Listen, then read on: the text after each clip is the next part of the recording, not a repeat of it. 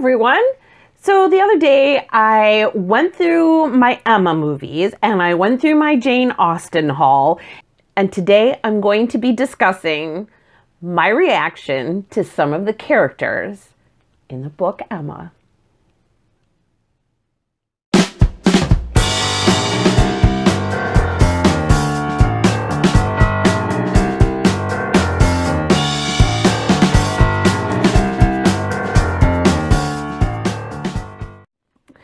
Okay, so like I said, I did a little ditty about Jack and Diane.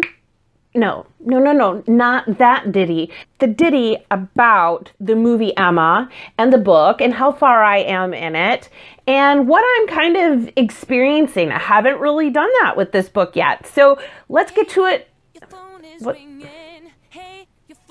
Sorry, my phone's ringing. That's weird. Excuse me, I have to take this. Yeah, it's a local number. My husband's not been feeling well. Just hang on. Hello? Hello, my dear. I'm sorry? Oh, don't be sorry. I'm sure you were very busy when I knocked and you didn't answer. I just came by to say... Who are you looking for? I'm not looking for anyone, dear. I have no need to find anyone.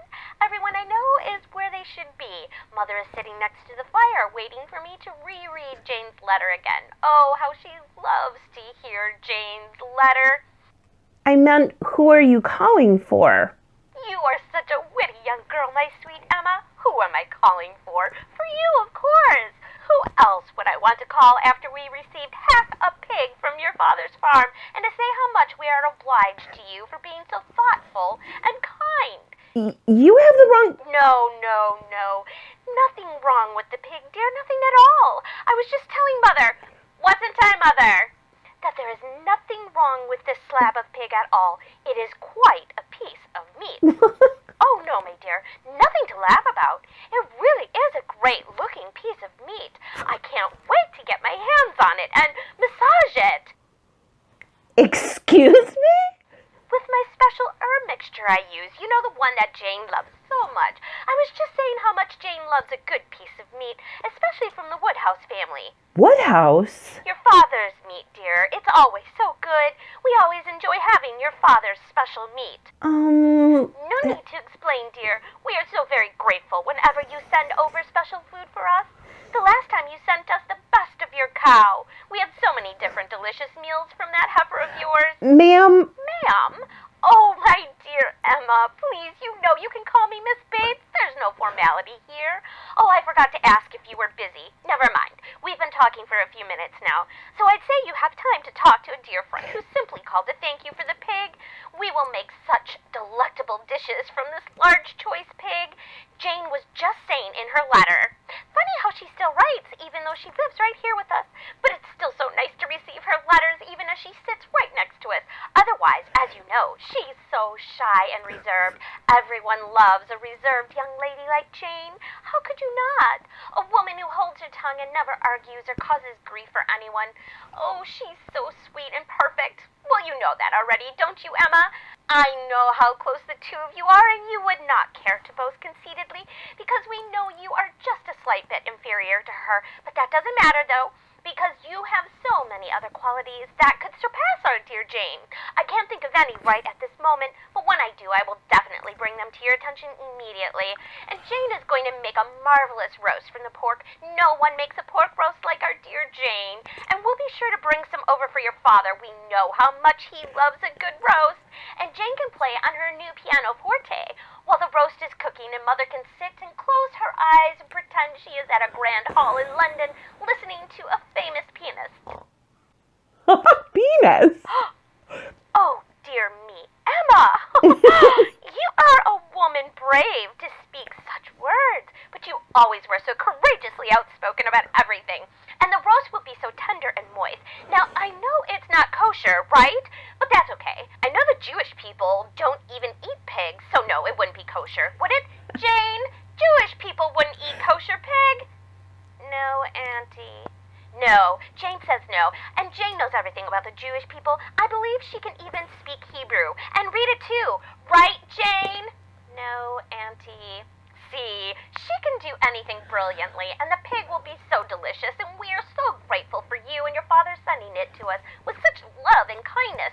And that sweet Harriet of yours, she seems so depressed lately. Do you think she is okay? She is always crying every time she sees the Eltons lately. She must be so happy for them, don't you think? And Jane's piano playing can be heard across the town. And sometimes Mr. Knightley so kindly rides his horse slowly by, I think, just to hear Jane play. He is so kind to our Jane, but we won't overcook the pig, I can promise you that. Jane is just so perfect.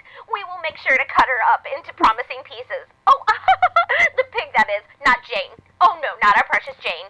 Jane, we would never cut you up into pieces. No, Auntie. She's so sweet. She knows we would never do such a thing like that. The pig will be cut up into pieces. No, Mother, the pig. Not Jane. Jane is not a pig. I didn't say that because I can read it in your eyes, even though you refuse to say a word. I know what you're thinking, but no bother. We wouldn't cut Jane into pieces. Oh, my dear, sweet Mother thinks I was thinking about Jane, too. How silly to cut someone up into pieces like a pig.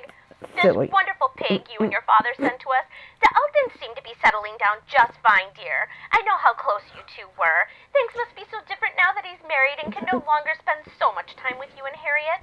But times change. People get married. Some people get married. Yeah. They don't have to take care of their mother and become a silly old spinster. What? I got a splinter, dear. When I went to put wood on the fire, I grabbed the wood the wrong way. It bent and broke, and a splinter got in my finger. Didn't it, Jane? Yes, Auntie. See, even Jane knows about my splinter, bless her. Isn't she just heaven's angel sent by God right to us? How lucky we are to have her here and to continue receiving letters from her. It really is the best of both worlds. So when will you come by, my dear Emma, and let me read Jane's latest letter to you? She speaks so highly of her new friendship with Mrs. Elton, and how she is so grateful to the Campbells for all they've done for her. Oh, we will try to keep her here as long as we are able, but Mrs. Elton is trying desperately to find her a governess position with someone of real esteem and stature in our community, and when the pig is gone, after we have made several meals out of it, we shall have happy, full bellies. How is your father, dear? He seems out of sorts lately. I know he must worry about you so much after having poor Isabella moving so far to London. Does he miss her much? I'm sure he does, Emma. It must be so hard on him. Are you taking good care of him? Of course you are. You are so kind to your dear father. You always wear a shawl so as to never catch a draft in the wrong wind, and you never eat cake. I eat cake. Oh, no, dear, you don't eat cake? Your father would be so heartbroken if he knew you ate cake, Emma. But if you do, I promise not to tell him. Speaking of such, did you hear? Miss Bates, is it? Well, of course it is. You know it is. Your dear friend, Miss Bates. Jane Fairfax's aunt. Yes, dear, that's me. Mrs. Weston is going to have a baby. Oh, but I'm sure you must have heard by now. You were her best friend, of course.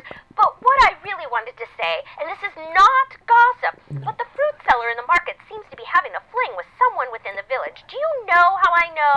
Well, of course, I heard it from Mrs. Cole, but she is such a busybody gossip and never stops talking or even attempts to hear what others have to say. I really dislike that in people. Why can't people just carry on a conversation while one person talks, the other one listens, the other person speaks again, the other one listens? Well, you know what I'm saying.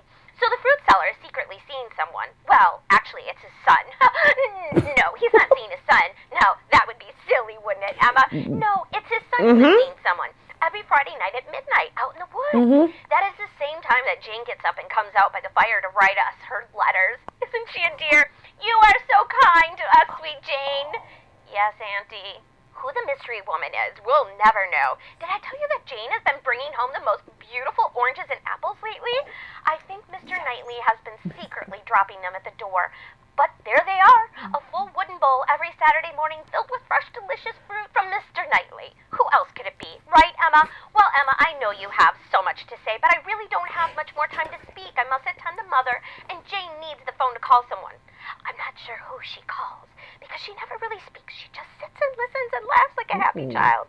So thank you for the pig. We are so happy to have received it. We will make so many meals from it. Miss Bates? Yes, dear? This is not Emma. But of course it is, dear. Who else would you be?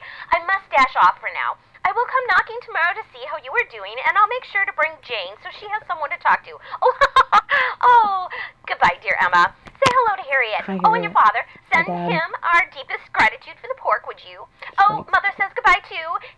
Jane would, but, okay, I'll talk to you soon. If you see Mr. Knightley, please tell him how pleased we are with the pork you sent us, and we won't let on that we know it's him who keeps giving us fruit.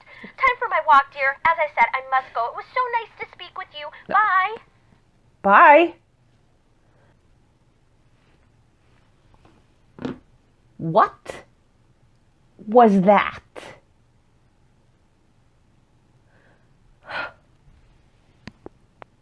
Mrs. Bates.